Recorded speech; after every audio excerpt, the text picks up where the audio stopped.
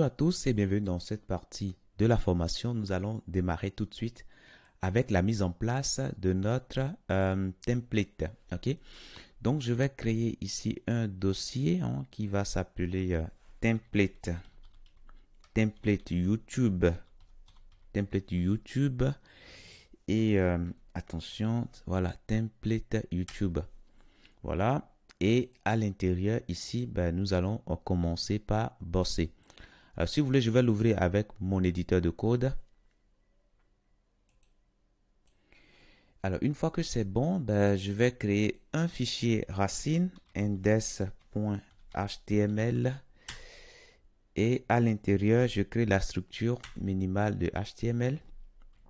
Et puis, j'ajoute ici, allez, j'ajoute, voilà, j'ajoute le titre, WeTube. WeTube.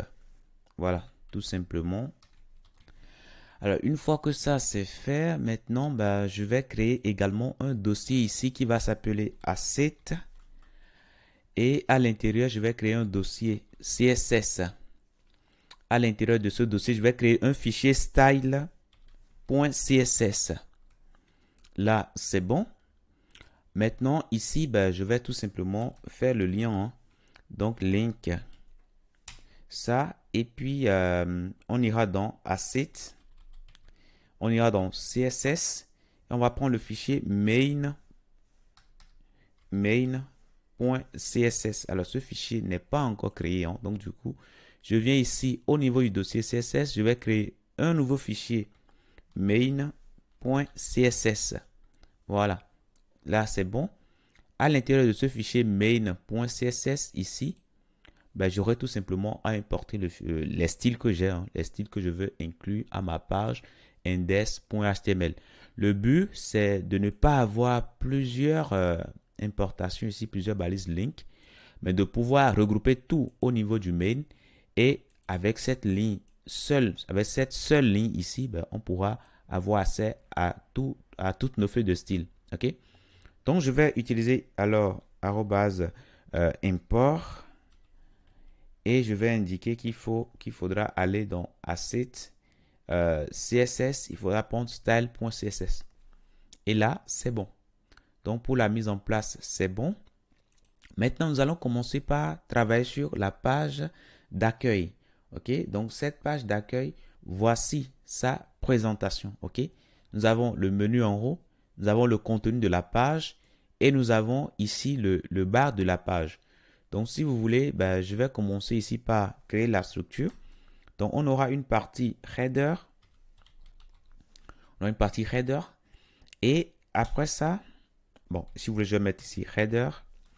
Après ça, nous aurons une partie qui sera le contenu de la page. Donc, on va créer un élément de classe container. Container, attention, tout en minuscule, ce sera mieux. Container. Voilà. Et container home. OK. Voilà. Là, c'est bon. Et après ça, alors je mettais ici container home. Voilà. Container home. Et après ça, nous allons penser également au footer. Donc, on va créer un élément footer. Tout simplement. Voilà. Donc là, pour l'instant, c'est bon pour la mise en place. Maintenant, si vous voulez, avant de terminer cette partie, on va voir si la liaison se passe correctement. OK? Alors, pour tester cela, on peut venir ici et prendre l'élément header. Voilà, l'élément header. Et on va changer sa couleur d'arrière-plan. Background color, on va mettre blue. Blue. Voilà. Et une fois que ça c'est fait maintenant, nous allons lancer le serveur Go Live. Alors, ce serveur, vous l'avez si vous avez cet éditeur que j'utilise. Sinon, je vous invite, si vous n'avez pas le serveur, alors je vous invite déjà à venir sur Extension et à chercher Five Server. OK? Moi, je l'ai déjà installé. Donc, Five Server. Voilà. OK? Chez moi, je ne vois plus installé, mais voilà. Mais vous verrez ici installé. Vous l'installez tout simplement. Et normalement, vous devez voir ce bouton ici. Alors, si vous ne voyez pas le bouton, bien entendu, vous pouvez tout simplement relancer votre éditeur et tout doit bien se passer. OK?